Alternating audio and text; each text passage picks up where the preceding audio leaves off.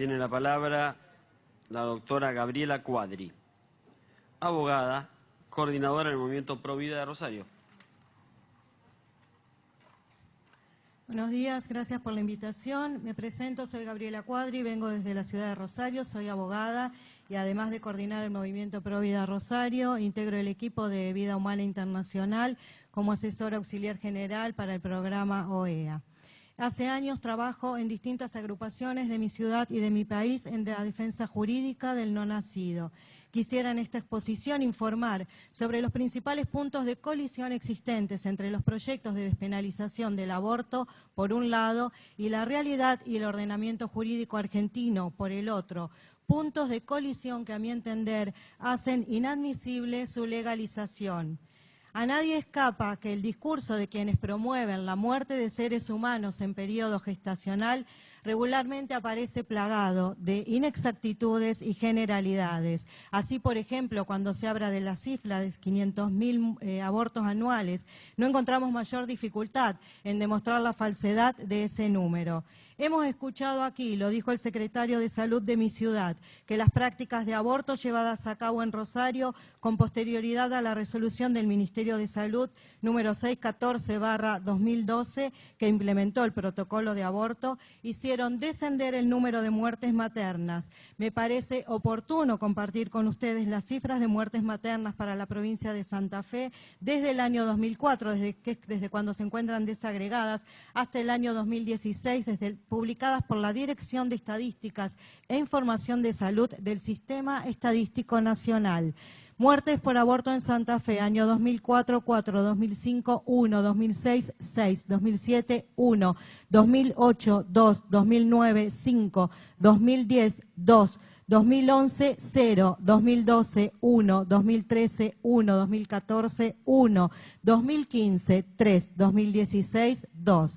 Es decir, que podemos concluir que, contrariamente a lo dicho por el secretario de Salud, no hay disminución de muertes maternas por aborto, porque no se observan variaciones.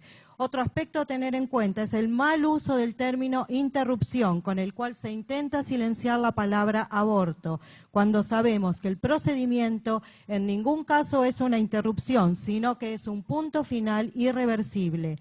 También en el ámbito científico, médico y jurídico observamos que el discurso de quienes promueven el aborto presenta características que terminan por invalidar sus conclusiones. Llama la atención que quienes promueven la muerte de personas en gestación pidan solamente educación sexual, cuando ellos demuestran no tener educación en lengua, en biología, en medicina, en estadísticas, en derecho. Cuando, siguiendo sus argumentos, todo está mal en Argentina, las estadísticas no sirven, los científicos no saben cuándo comienza la vida, los psiquiatras no deberían hablar del síndrome posaborto, los médicos no deberían ocuparse de los fetos como pacientes, etcétera, etcétera. En realidad, como digo, siguiendo los razonamientos abortistas en Argentina, podríamos cerrar las universidades, los departamentos de investigación y también los de estadísticas, porque todo este tipo de saber parece ya no ser importante. Solo ESI, y en lo posible dictada por ellos. En este punto de las generalidades e inexactitudes me voy a referir también al caso Acevedo, donde según los argumentos abortistas, la única solución para la sobrevida de la madre era practicar el aborto. Sin embargo, esto no es lo que surge de la causa penal que actualmente se encuentra en trámite. Todo lo que escuchamos del caso Acevedo no surge de la causa judicial. El caso Ana María Acevedo no tiene sentencia. Repito, el caso de Ana María Acevedo no tiene sentencia. No hay condenas. Distinto, por ejemplo, al caso de Kayla Jones, la menor muerta en Chubut por un aborto supuestamente seguro, donde la médica que lo practicó y que expuso también en estas reuniones informativas, la doctora Estrella Perramón, sí recibió una sentencia de condena en primera instancia confirmada por la Cámara en lo penal de Esquel.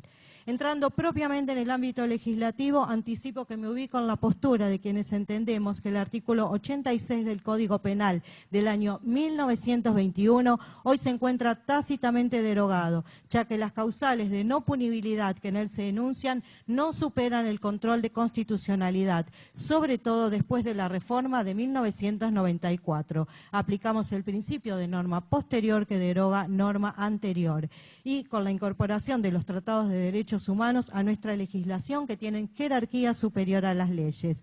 Y aquí me refiero a los tratados y no a las recomendaciones de comités o de diversos organismos, porque de ninguna manera una opinión o recomendación puede tener más valor que las normas de nuestro ordenamiento. Volviendo al artículo 86, hoy es posible afirmar que el llamado aborto terapéutico, aborto sentimental y el aborto eugenésico no pueden ser considerados vigentes en Argentina.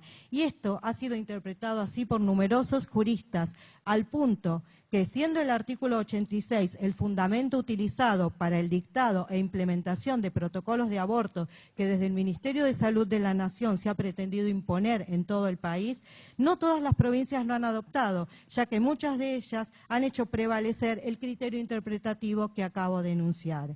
El fallo FAL, que viene a ser otro sostén de las pretensiones abortistas, tampoco puede considerarse como norma superior. Sabemos que se trata de un fallo dictado cuando ya había operado la sustracción de la materia y que integra el elenco de lo que llamamos sentencias exhortativas, pero que en la práctica no pueden obligar más que a las partes del juicio. Me queda un minuto, me quedaban cosas por decir, pero voy a tomar un minuto. Gracias, Daniel. Podemos afirmar que el proyecto de ley de despenalización del aborto en la Argentina es contrario a la Constitución Nacional, artículos 29, 31, 33, 75, inciso 22, 75, inciso 23.